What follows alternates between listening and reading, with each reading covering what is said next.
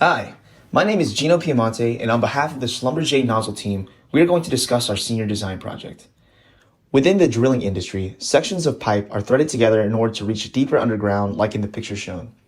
In order to prevent galling, the threads of both of these sections of pipe are lubricated with various types of very thick compounds. This process is usually done by hand in order to lubricate the threading to a sufficient standard, but Schlumberger has attempted to automate this process by using a nozzle. However, standard nozzles are susceptible to clogging using these lubricant compounds because they are very viscous. The problem of our senior design project was to design a nozzle system that can apply high-pressure thread lubricant to drill pipe in an even and consistent basis, in various temperatures without clogging. Now, in order to solve this problem, the team started by compiling all of the design requirements from our sponsor within a house of quality and by identifying the engineering constraints associated with the project. After matching these requirements and constraints with functions in a functional flow diagram, the team started generating various design solutions that could meet those functional requirements. Using morphological analysis, the team decided that a custom 3D printed external air atomizing nozzle would meet the sponsor's needs for the solution. Using a larger diameter hole for the lubricant and two smaller channels for air, this nozzle was designed to provide an even horizontal spray pattern of the thick compounds across the thread of the pipes. The rigid 720 printing material was used for its resistance to chemicals, its high resolution, and its sufficient material strength for the project. While initially modeling the first design of the nozzle, the team encountered an issue using computational fluid dynamics software because right now the technology is not able to model an internal flow within the nozzle to an external flow outside of the nozzle. Instead of using CFD, the team decided to determine the final dimensions of the nozzle through an iterative design process, analyzing how different input pressures and nozzle dimensions would affect the shape of the spray and the uniformity of the spray.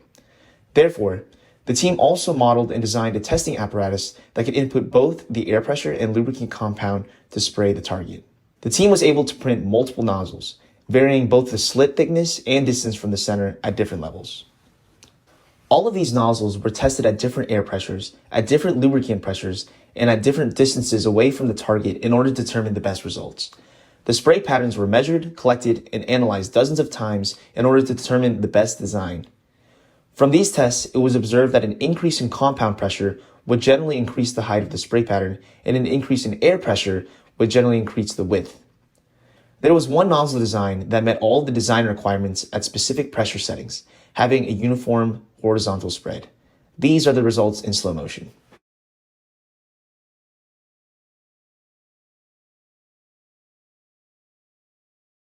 The team then conducted temperature testing, using the same nozzle and the same pressure settings to test the compounds at different temperatures ranging from -5 degrees Fahrenheit to 112 degrees Fahrenheit.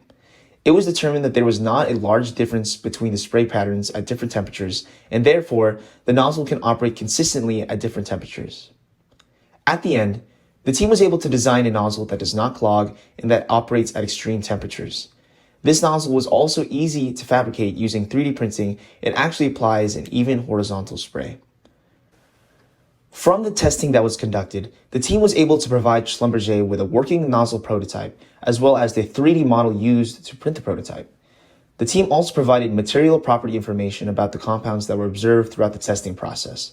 Finally, the team handed over the entire experimental apparatus along with the instructions to actually do the testings within future work.